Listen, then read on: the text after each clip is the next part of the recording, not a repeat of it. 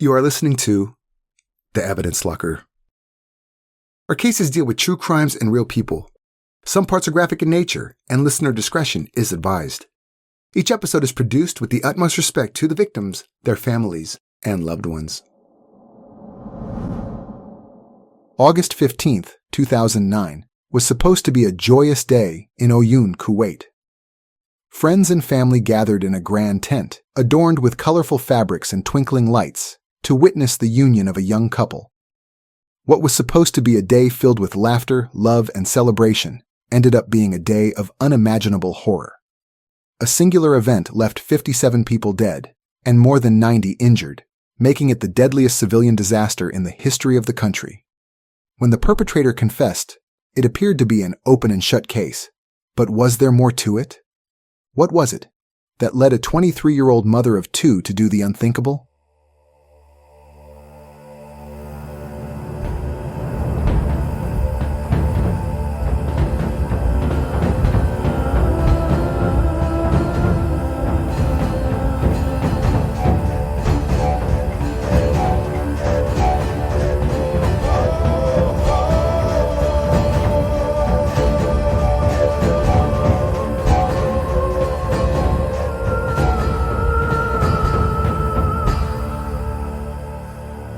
Oyun is a district located within the Jahra governorate in Kuwait, among vast stretches of golden desert sands and arid plains.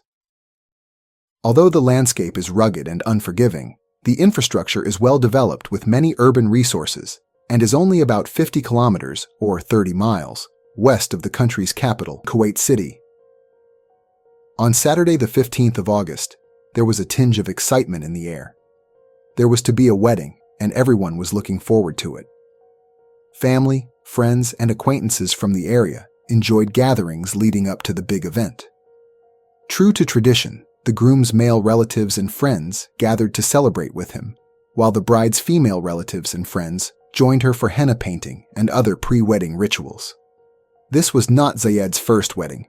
He married the young Nazra El-Anizi a couple of years before. In Kuwait, however, a man is allowed, by law, to take more than one wife. And for Zayed, the time had come to marry once more. His second wife's name was not mentioned in any of the reports on the case, so we will refer to her as the bride or the second wife. Zayed arrived at the ceremony with fanfare in a procession known as the Zafa, a joyous celebration of the groom's journey to his bride.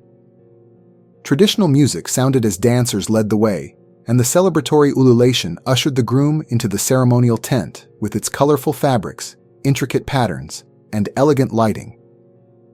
A wedding ceremony in Kuwait is not only a union of two individuals, but also a celebration of community, culture, and tradition. It embodies the rich heritage and values of the region, while offering a memorable experience for all who attend. After the large congregation shared the special ceremony with Zayed and his bride, the feast commenced.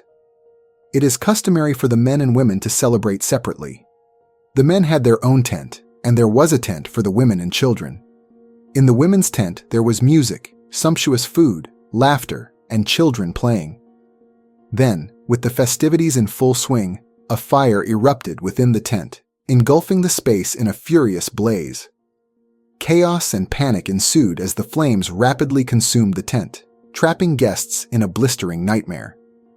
Everyone tried to escape the inferno, but sadly, there was only one exit, and most of the wedding guests were trapped inside. The inferno consumed the tent within 3 minutes, leaving multiple victims in its wake. It had been claimed that, at the time of the fire, the temperature inside the tent was above 500 degrees Celsius. That is more than 930 degrees Fahrenheit. What was supposed to be a happy occasion turned into a full-scale tragedy. When 5 teams of firefighters arrived at the scene, it was chaos. They had to weave their way through a crowd of anxious and traumatized relatives, and evacuating the area was tremendously challenging. Husbands, fathers, brothers, all stood near the hellish blaze of the fire, helpless, hearing the screams of their loved ones as they perished, their desperate cries for help drowned out by the roar of the inferno. The groom managed to find his bride in the carnage, injured but still alive. Sadly, both her mother and sister did not make it. Most of the bodies were burned beyond recognition and could only be identified using DNA and dental records. This placed a huge amount of pressure on pathology services, seeing as Islamic burial tradition requires a deceased person to be laid to rest as soon as possible. The first 16 victims were buried the very next day, on Sunday, 16th August. In the days that followed, the death toll rose. In the end, a total of 57 people died in the fire, 34 women and 23 children. Up to 90 people were left with severe burns or injuries. The aftermath of the fire was one of heartbreak and mourning. Families were torn apart, a community shattered, and a nation left in disbelief. Initial investigations pointed to a tragic accident caused by an electrical fault or coals used for burning incense. Safety regulations regarding tents and celebrations came into question when the Kuwait Fire Service Department's final report concluded that the wedding fire highlighted a number of gross errors, like the fact that a tent with capacity to hold 200 people only had one exit. Fire Chief Brig Gen Jassem al-Mansouri made a grim observation, saying, "It was a horrific scene with bodies and many shoes stuck to the ground at the only exit. They must have trampled over one another." As authorities delved deeper into the case, a shocking revelation came to light. The fire was not an accident, but a deliberate act of arson that turned a wedding celebration into a scene of horror. A witness came forward and told authorities a chilling account of something she saw outside of the tent. The witness worked as a maid for Zayed's first wife, Nasra. She told police that she saw Nasra pouring gas around the tent, shortly before everything went up in flames. Police wasted no time and arrested Nasra on the 16th of August as the funeral of the first victims took place.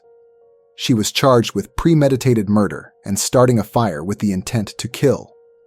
Nasra al-Anazi admitted to her role in the deadly incident and stated that she wanted to avenge her husband who treated her badly, and she was consumed by jealousy when he announced that he was taking a second wife. When news of Nasra's arrest broke, it came as a shock to everyone who knew her. It was clear that she had set the wedding tent on fire as an act of vengeance.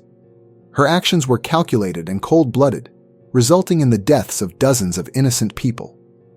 But how could this young mother and wife be a deranged arsonist? It was hard to believe. Not much has been published about Nasra's background, but a psychological evaluation revealed that Nasra had mental health issues in her childhood, often presenting erratic and impulsive behavior. Nasra and Zayed had 2 boys with special needs, and it was challenging for the young mother who was their primary caregiver. This strained domestic situation was not satisfying for Zayed, which prompted him to take a second wife. Zayed announced that he would marry his new wife shortly after he met her in August 2009. This is not uncommon in Kuwait, as most matches are made through a third party, and once everyone reaches an agreement, the wedding follows within a couple of weeks. Nasra el-Anazi's trial began on the 27th of October 2009, and when asked if she was the one who started the fire in the tent, she said no. She recanted the initial confession she had given to police after her arrest, stating in court she had only sprayed the tent with cursed water in a black magic ritual, but did not set it on fire. Defense lawyers pleaded for Nasra's release, stating that she had been abused while incarcerated.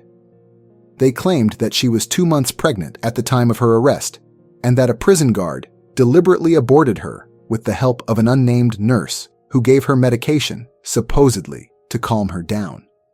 They believed the drugs administered to her had caused the miscarriage. In Kuwait, if a convicted woman is pregnant, her death sentence will automatically be commuted to life in prison. Nasra believed this is why she was given the pills, to ensure that she would be executed. The prison guard, as it turns out, was also related to her husband. The prosecution laid out their case. Nasra's life had taken a dark turn in the shadows of heartbreak and betrayal. Consumed by jealousy and fueled by rage, she could not bear the idea of her husband marrying another woman.